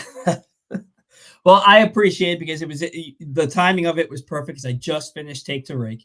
So I took Gunnar Henderson. You took Jordan Westberg. Gunnar Henderson they both went hitless their last 2 games. Mm-hmm. Henderson overall since last week went 6 for 23. 2 doubles, no triples, no home runs, 5 RBI, 4 walks, 7 strikeouts, and a sac fly. He also was caught stealing. He slashed 261, 357, 348, 705. Jordan Westberg went 4 for 21, and he started 4 for 12. So he's 0 for his last 9, unfortunately. Yeah. A double, 3 RBI, a walk, 5 strikeouts. He slashed 191, 227, 238, 465. So even though he's been a difference maker for this team, the stat line would suggest otherwise. And that means, Ryan, that for the 4th time in 5 years, I have clinched the regular season Take to Rake crown, which means nothing. You don't win unless you win the whole thing, the whole shebang, the whole kit and caboodle, just like everything else. But the final regular season standings, Paul 10 wins, Ryan or guest 8 and 4 ties. And that means I get to pick first. And in picking first, this is what we normally do. We get to pick, when it comes to the postseason, we get to pick 1 player from the American League and 1 player for the National League. Okay. All right. Plus an Orioles player, I think is how we do it. Is that how we do it? I couldn't tell you. I think it's just got to be an Orioles player. Just because the Orioles. Call Zach, see what he remembers. No, so now I remember because last year the Orioles were in the playoffs. It's because you did the show the day of the playoff game. Oh, that's right. Yeah, because you did it with Zach, and we did Take to Rake that day. And I remember I took Gunnar Henderson, and then I took like Bryce Harper. So I think that we get to pick 1 Oriole player and 1 player for the rest of the postseason rosters. And Okay. then if and when the Orioles get eliminated, then our take to rake segments become we pick a player from the American League and a player from the National League. That's what it is. So Okay. I'm gonna take. I can't take Gunnar because I just took Gunnar this past week. So my Orioles player that I'm gonna take, who is gonna show up big for this team in the postseason? Dang, I don't know. I got Take Austin Slater. Take Austin Slater. hell no. Jackson Holiday. No. I'm gonna take Ryan Mountcastle. Okay. Mountcastle's gonna play these next 2 days because they want him to get to keep things going. Same thing with Arias, same thing with Westberg. I'm gonna take Ryan Mountcastle. So today and tomorrow count Yes. toward this? Okay. Yes. You can't take Jordan Westberg. You could take Gunnar Henderson, but I think you're going to see Jackson Holiday starting at shortstop today and tomorrow. Yeah, I don't think we're going to see Gunnar these next couple days, and I'm not sure I love the matchup against. Is it Tarek Skubal that we might face on Tuesday Yeah. against Corbin Burns? Yeah, Okay. yeah, that's who it is. I'm pretty sure. Yeah. You know what? Tony Taters. Ryan takes Taters. It's got to be Taters. It's got to be Taters. Even if they give him a day off either today or tomorrow, I think Taters is our guy in the playoffs. All right. Now, for the rest of the postseason rosters, Dodgers aren't going to play this week. So Shohei's out. Phillies aren't going to play this week, so anybody there is out. Same thing with the Yankees. Same thing with Cleveland. So you're really just picking from Baltimore, Detroit, Kansas City, Houston. Well, I'm not picking from Baltimore. So you're picking Kansas City, Detroit, Houston, Milwaukee, San Diego. And then is it the Mets? Is it the Braves? Is it the Diamondbacks? We don't know. Give me Manny Machado. Okay. All right. I like that. I was kind of leaning toward a Padre as well. That I want so badly to take Willy Adames just because I think it would be funny. Give me.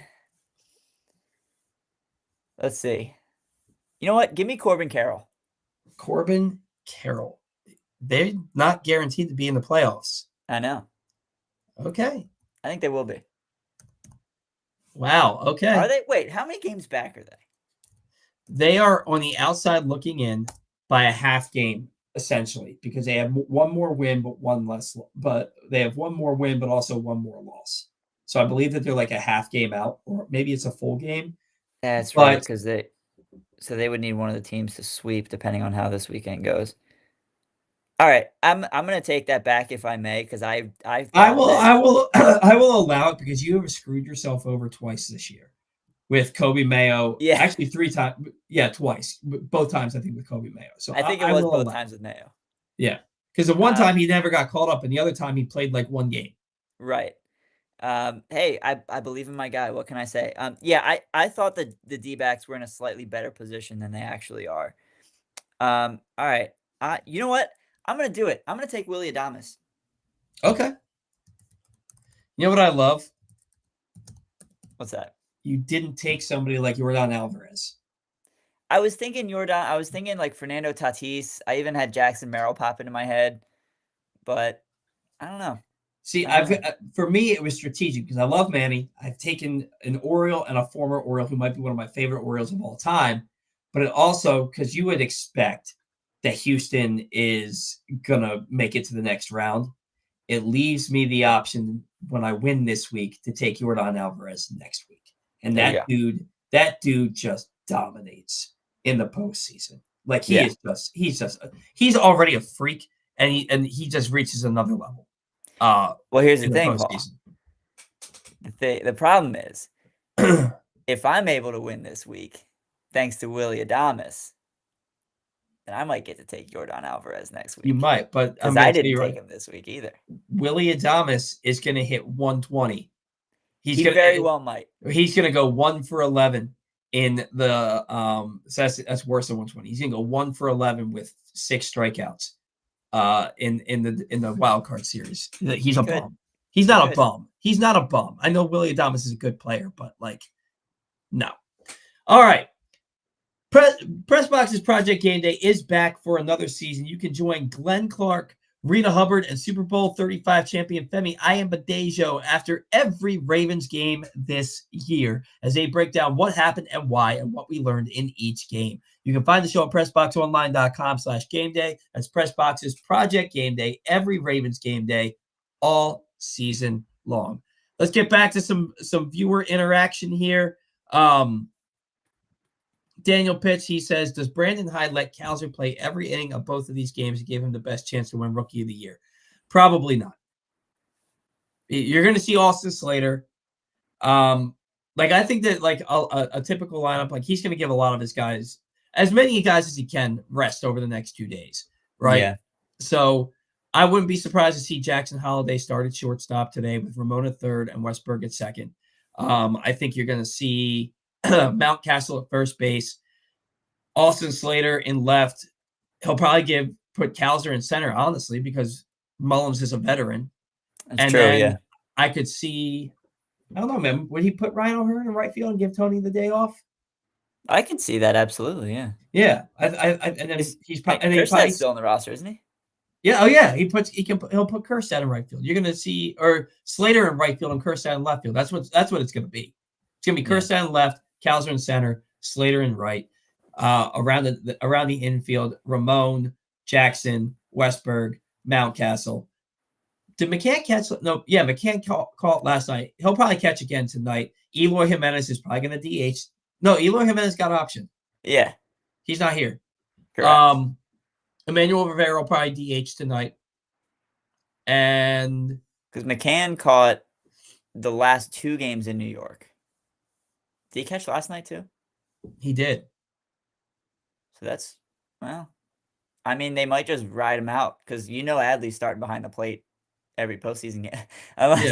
Does he want James McCann against Scooble? Probably. I mean, McCann's weighted runs created is like double what Adley's is in the second half. Yeah. I think Cowser's gonna play center field tonight. I don't. If Cowser plays, it's because he's a rookie and he's younger than Cedric Mullins, and his legs can probably handle it more than. I mean, you also have to remember the leg injuries that Cedric has suffered the last couple of seasons. Yeah. So I think Cowser, now that I think about it, I think he does play each of these next 2 games because Cedric's a veteran, had the leg issues in the past, and it gives him an opportunity to get off his feet and be fresh for the postseason. So but I don't think that Cowser plays because they wanted to win Rookie of the Year. I think he plays because they want to get Cedric off his feet. I don't think Hyde would play Cowser so that he could win Rookie of the Year. I think Cowser would ask Hyde to stay in the lineup so that he can have a better shot to win Rookie of the Year. Maybe, if he cares about those things. He doesn't strike me as somebody who's like, play me so I can win. He doesn't strike me as and I didn't mean it that way, but like, I could see him talking to Hyder and be like, hey, I know it's real close with me and this guy on the Yankees. Like, I think it'd be cool to have a shot to prove that I deserve it.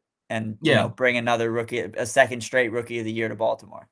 And I don't think it would be a selfish thing, but credit to Cowser, he started to really struggle mightily again, but then he's really turned it on.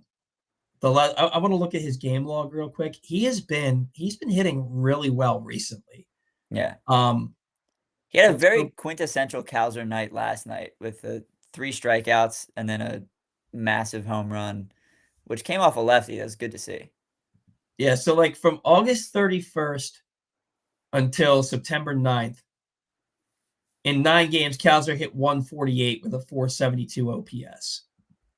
But since September 10th,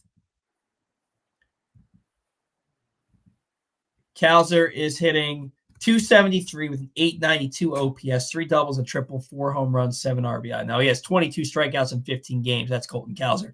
And only 3 walks. But he's been swinging the bat a lot better to end the season. Yeah. And if you like, and those numbers look a lot better if Kerry Carpenter doesn't rob that homer. Parker Meadows. And those 4 home runs have come since September 20th. So like Cowser's really stepped up, and I think that he's gonna he's really making a last-ditch effort to win that Rookie of the Year. Even if he finishes second, the Orioles will get a draft pick. So That's true. Yep. But man, I'd all right, so much rather. And like for me, it's just selfish win. reasons. I know it wouldn't be a selfish reason for Cowser to be like, "Hey, keep me in the lineup." It's selfish for me because I don't want a Yankee to take that award home instead of an I Oriole for don't the either. second straight year. I don't either. AJ says Trevor Rogers will pitch the last game. You say that definitively. Is that guaranteed, or like, do you have a source for this, or is that just speculation? Is that just like your opinion, man? I think we think he'll pitch one of the last 2 games. So That's let's fair, see. right? Yeah, it's still TBD. Maybe the T stands for Trevor. Maybe the BD stands for Big Dong Rogers. Trevor Big Dong Rogers. I can say Dong, right? Yeah. You beat me to it. As soon as you said BD, I was thinking the same thing. That's so funny. It's weird, but funny. Dan says, I'm actually not surprised about the Grayson announcement that he was being shut down. This team has downplayed injuries all season. Yeah, that makes sense. The idea that he could be back, that was best case scenario. Yeah. And like, as soon as they were like, he's not going to get any rehab starts or any rehab appearances in Norfolk, and he's not going to be able to face live hitters in the same way that we would want him to, it's better just to shut him down, get him healthy so that he can go out there and give you 32 starts next season. Like that's, and you got to figure out a way to get this injury behind him. It can't keep creeping up every year. Right. AJ, it's so sad that all the homegrown pitchers like Bradish, Grayson, and Felix are all on the shelf. Yes, Bradish can be a trade, but I still consider him homegrown. Yeah, because he came over after 2019, didn't debut until 2022. I mean, he spent 3 years in the Orioles minor league system. Yeah. And any guy who was acquired like below AAA feels homegrown to me. Exactly. Like Felix is the same way. Felix was with the Marlins for like, I think the first 5 or 6 years of his pro career, but he never made it past like rookie league ball. Yeah, and that's the other thing. Like, yeah, AJ, Felix wasn't homegrown. Felix didn't get to the Orioles until like he was 20. He was like 26 years old when he got to the Orioles. Yeah, you know, he was like 26 years old at Bowie, and then like quickly made it up. He was 28 at high A. He went from high A to double A to triple A in the same year, and then was pitching for the Orioles at the end of that season. Yeah. Like, and guys, Felix is back next year. Grayson's back next year. You're missing Bradish, but hopefully the Orioles sign some pitchers.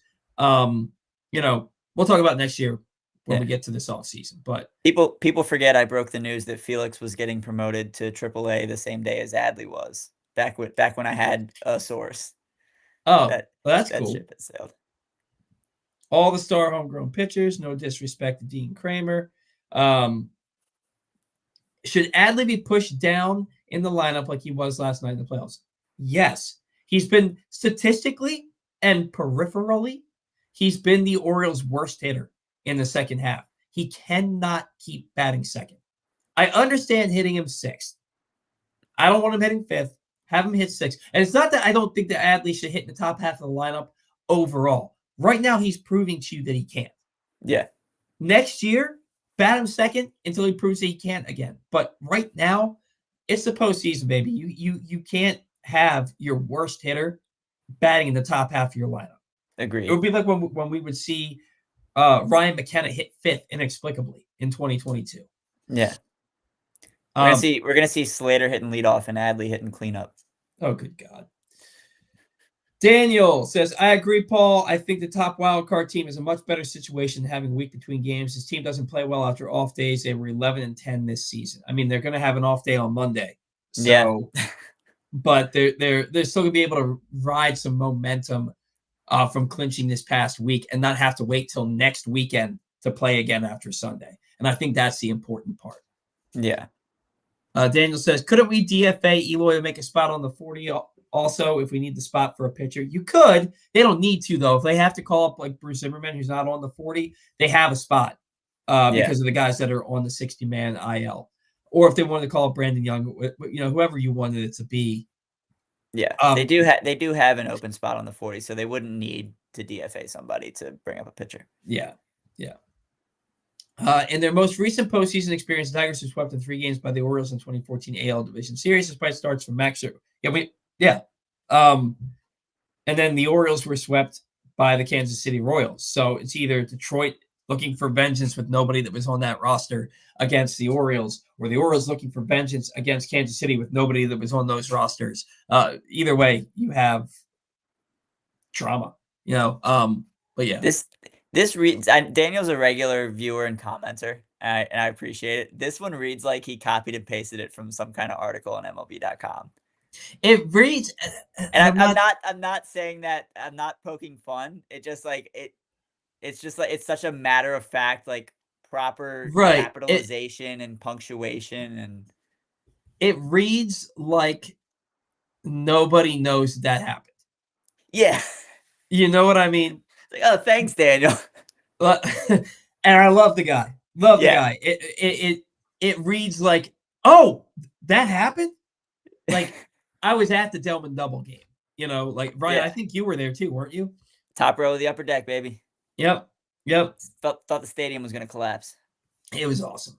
It was awesome. Still one of my favorite videos of all time is when it happens from the Sheraton. From the Like, yeah. Yep. you like somebody from the Sheraton that you hear the guy in the background, oh, we did it. He says it just like that. They tie. You hear the crowd go nuts, and then you hear the Seven Nation Army chant from the Sheraton down the street and the "We Won't Stop" chant, and it's one of my favorite videos of all time. Yeah. AJ says, don't forget the Tigers have World Series managing, not as good as Bruce Bochy, of course, but still better than Hyde. I love the Hyde hate, but man, AJ, you were on a heater with it today. Trying to bring us down. Daniel, Royals or Tigers, who do you prefer and why? It doesn't matter to me. It doesn't matter. You got to play who you got to play. The Orioles are better than both of those teams. You're not going to convince me the Tigers are better than the Orioles. They were hotter than the Orioles. The Orioles at full strength. The Tigers played the Orioles at full strength. And when I say full strength, they're the full strength that they can have right now, one time. And they had like 3 ridiculous defensive plays that let them win that ball game. I'm not scared to play either team. I want the Tigers. I prefer the Tigers because I think the Tigers are like chomping at the bit to play the Orioles because they think that they own them. And I want the Tigers so the Orioles can beat them in 2 games, and then we can be like, oh yeah, remember who you are. Yeah, that's Lions. That's Simba. Remember who you are. Mufasa. Yeah. Anyway, sorry. Lion King's my favorite Disney movie. No, that's a perfectly reasonable choice. Yeah, dude, I want Detroit. I explained why already. I think that if we lose to Detroit, it's gonna be Detroit is the hottest team in baseball. It makes sense. If we lose to the Royals, who have been so bad for the last couple months, especially considering what happened in 2014, especially considering the Lamar Jackson, Patrick Mahomes football rivalry, I don't want Kansas City to have a chance to get one up on us again. They get nothing. It would be humiliating to lose to the Royals again. And we know how they play against us. I know we walked them off twice earlier this year, but we know what the Royals look like when they play Baltimore. And the last thing I want to watch is Salvador Perez hitting 5 home runs in 3 games. It won't even be that. It'll be like MJ Melendez hitting a broken bat single just out of Gunnar Henderson's reach to drive in a run from third that reached on a bloop that fell right in front of Santander. That's how the Royals play baseball. And it's so freaking annoying, and I don't want to sit at Camden Yards and watch the Orioles lose to that in the postseason again. I can't do it. Give me Detroit. Sucks? I'm not going to be at any postseason game this year. I can't. My wife would murder me if I bought tickets for the game. I have nobody to get my daughter on Tuesday.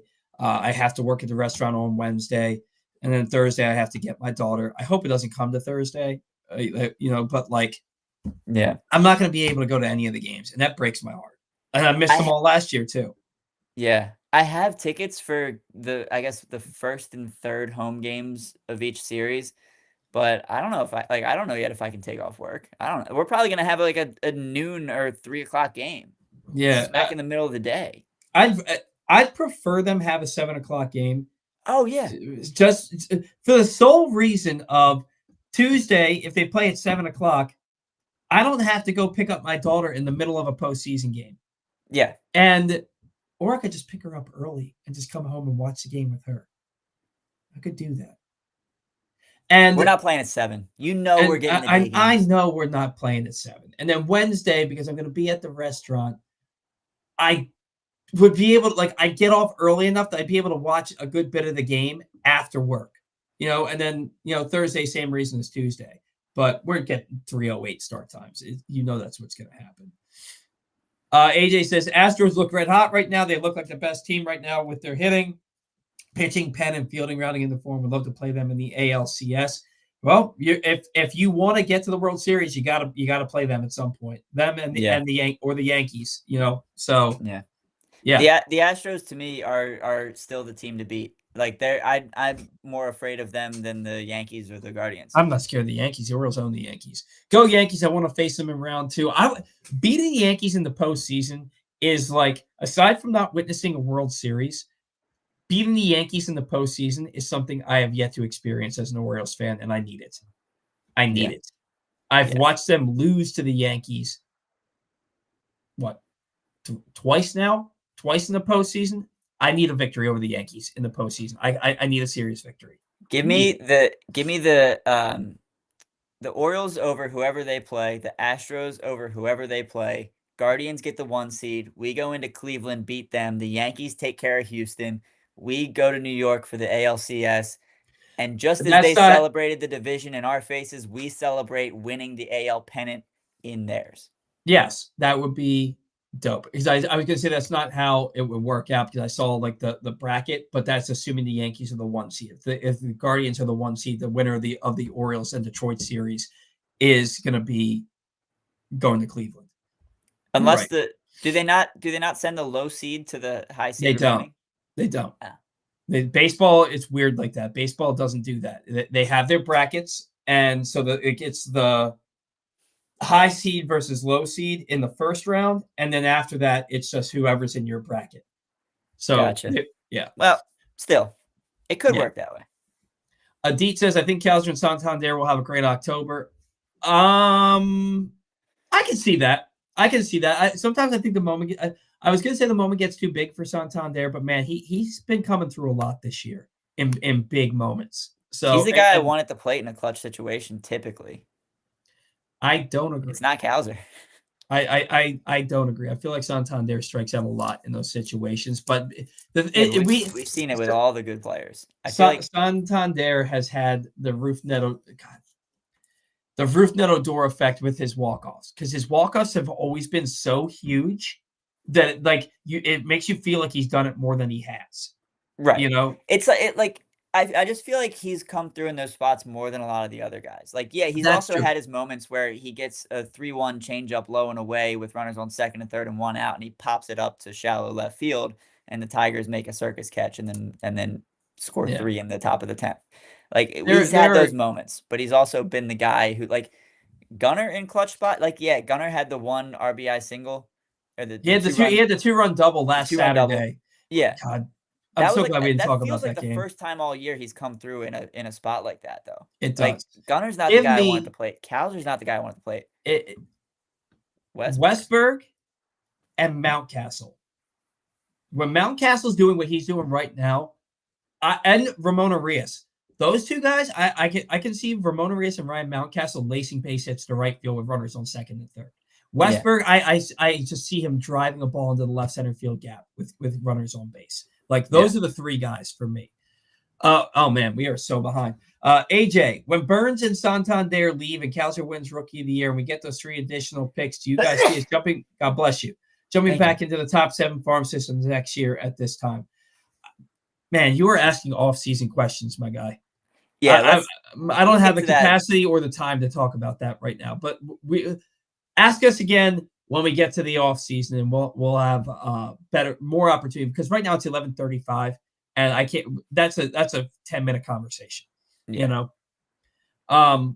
Daniel says, Paul and Ryan, what is each of your postseason starting rotation? I've seen lots of debates about this, and it seems there are disagreements over whether Kramer or Suarez is number 3. If you don't have Burns and Eflin at number 1 and number 2, I don't know what you're smoking. Not saying that you don't. I'm saying anybody doesn't have that, because I think that's universal. So it comes down to, like he's saying, Kramer or Suarez. And for me, it's got to be Kramer. Kramer's been here longer. Kramer has more sustained success. He's pitched better recently, and he's got that bulldog mentality. I think Suarez, he's proven that out of the bullpen, he can be really, really good. And he could piggyback Kramer. If Kramer gives you 4 innings, he's given up 2 runs. Suarez comes in and gives you 2, and he gives you 2-3 innings of no run ball, and then you get to the back end of your bullpen where it could be maybe you have Povich come in, or maybe it's Danny Coulombe and Jacob Webb, stuff like that. Like, I think Kramer is the starter, but I think that the leash is a little bit shorter in the postseason, and then Suarez is the next guy up. Yeah, I'm Team Dean. I already talked about why. What about adding Chase McDermott to the bullpen for the playoffs? He has a huge swing. He's out for the year. Is he hurt? He was hurt. I don't think they would bring him back if they're not bringing Grayson back. Yeah, he's hurt. Although I saw a graphic on Masson last night about Chase McDermott. I don't remember what it was referencing. I wasn't really paying attention. I just happened to see it. Maybe he is back and healthy. I don't know. I don't know. He wasn't listed on their 40-man roster, and he wasn't listed as being on the IL. Wait. I don't think that's true either. That's really weird. Let me go back here. 40-man roster. He may have been listed on the 60-day IL. No, Chase McDermott, he's listed as the 39th player on the roster, and he's not listed as having an injury designation. So maybe they could. I guess he's not hurt. Yeah, he pitched on the 18th, went 3 innings, no hits, 3 walks, 5 strikeouts. I was led to somebody. I think it was that Orioles factoids guy on Twitter made it seem somebody. I think it was him, but I'm not positive. Somebody made it seem like his injury was a season ender, and I guess that's why I thought he was out for the season. Yeah, it looks like he's been working a little bit, so he could be an option to pitch one of these. He could these last 2 games. Maybe they do that. AJ says, I'm going to take Adley for take the rake and greatest breakout of the century for the entire playoffs. Oh, man. I hope so. Adley. He had 2 hits last night and another one that could have been a hit. I was really close to taking Adley. Since Paul took Machado, Mr. Host should have taken Joey Ortiz. So you're Paul and I'm Mr. Host? The bat around with Paul Valley. That's Ryan's co-host, but it's the bat around with Paul Valley, AJ. Yeah. Not, I love Ryan. Look at the name on the thumbnail. Look at the name. Paul and Mr. Host. Goodness gracious. Joey Ortiz. That would have been cool. Manny's like really freaking good, and if you look at what he's done basically since the beginning of July, you understand why I took Manny. Yeah. Jammer Daniels. Kowser is not a 4-hitter. Neither is I agree, but no one else on this roster is. Yeah, nobody on this roster is a 4-hitter. They needed to sign a 4-hitter in the offseason. They didn't do it. I did LOL. I don't know what that's in reference to. I couldn't tell you. I think we were talking about he did copy and paste it from an article. That's what he's saying. He copied and pasted it from an article. That's funny. That's great. Thanks for the confirmation. He's such a good sport, man. I do enjoy Daniel. Yeah. Dan says, I wish I had gotten tickets in the 2014 Detroit series. I got tickets to the 2014 ALCS Royals series and watched the loss. That series sucked. That series, the Orioles got outscored by 6 runs in that series, and they got swept in 4 games. That sucked. That series, it was awful. And it was all like what you said, broken bat bloopers down the line and crap. Like, ugh. Or a ball that started. I can't watch that again. Yeah, that ball. You remember that ball that was like foul, like in the stands, foul, and the wind pushed it back into the field of play, and it landed in fair territory with the bases loaded and scored 3 runs or whatever. Ugh. Anyway, AJ, can we all agree that the Guardians scare us the most? Cleveland sucks. No, I don't give a crap about Cleveland either. Houston still scares me the most. Houston scares me the most. They do, but I would. Orioles against the Astros in the ALCS would kind of slap. And then finally, Daniel says he came back. He pitched 1 game before the end of the season. Talking about Chase McDermott. Yeah. So then, he could be an option. if he stretched out enough. That game was on the 18th, you said, right? September 18th, he went 3 innings. So it's been 10 days since he last pitched, and now you're going to go another 3 days before he would have an opportunity to pitch again. I don't think they're going 2 weeks between. I don't think McDermott's on the roster. I don't think it happens. It just wouldn't make a lot of sense. All right. It'd be interesting. Ryan, anything to add before we get out of here? Yeah, it was 13 years ago today that it was the last last Orioles game that my grandfather was alive for, September 28th, 2011. I'm sure there's so many people remember. The Orioles win their 69th game of the year, knocking the Boston Red Sox out of the playoffs. They were up, I think, 9.5 games going into September. Mm-hmm. And that we all remember that night. It was a Game 2-1 Red Sox lead. Jonathan Papelbon comes in after a rain delay. During the rain delay, the Rays came back from down 7 to tie the Yankees. They tied it with a 2-out homer in the 9th inning. Orioles walk off Jonathan Papelbon. The Tampa Bay Rays walk off whoever was pitching for the Yankees in the 12th inning. We celebrated like we won the World Series. Oh my God, it was awesome. We were 69-93 that season, and we celebrated like we won the damn World Series. And then the following year, we turn around, flip our record, 93-69. But there's no moral to that story. It's just, it was 13 years ago today, so I had to bring it up. I'll love that game forever. Game 162, they made a documentary about it. I remember I was living with my buddy Jess Cantor in Forest Hill, Petula Court in Old Forest Lakes. It was raining, and there was like a 4-hour rain delay in that game. And I was sitting there, and I think the first rough draft of my 26-page short story for my creative writing class at Towson was due the next morning. And I'm sitting there. I wrote a good bit of it during the 4-hour rain delay, but I could not watch it because we knew what was happening with all these other scenarios going on. And it was a guy that came off the bench for the Rays in that 9th inning. Dan Johnson. And I think he had like 1 home run all year. And it was like at the beginning of the season. He hadn't homered in like 6 months. And he hits a home run to right field off the top of the fence. And then Evan Longoria hit the walk-off home run. I love that both the game tying and the walk-off homers were both pulled like straight down the line just over the time. They were like 318-foot homers, both of them. Yeah. But they snuck just over the little short wall right next to the foul pole. It was awesome. The next day, even though the Orioles season was over, I went to school in my Orioles hat, a jersey, and my orange chucks. I with an orange Orioles shirt under the jersey. I had to rock all my Orioles gear because it felt like something happened. You know what I mean? It felt like it was just an exciting win for the Orioles to end the year. It was it knocked the Red Sox out of the postseason, and you felt like a page had turned, right? And then they traded Jeremy Guthrie in the offseason and for Jason Hamill, and we were like, what? And then Jason Hamill goes 8 no-hit innings in his first start at Camden Yards in 2012. And Nick Markakis hits a home run on opening day. And you're just like, is this team different? They swept the Twins, and then they got swept by the Yankees in 2012 to start the year 3-3. And then they end up winning 93 games that year. But it all started with game 162 on September 28th, 2011. You remember it as as your grandfather's, the last game that he was alive for. And I remember it as the game that turned the Orioles from a losing ball club into a winning ball club.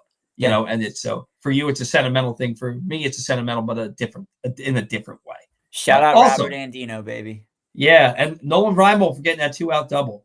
Yeah. But before we sign off, I'm going to show you something. What you got for us?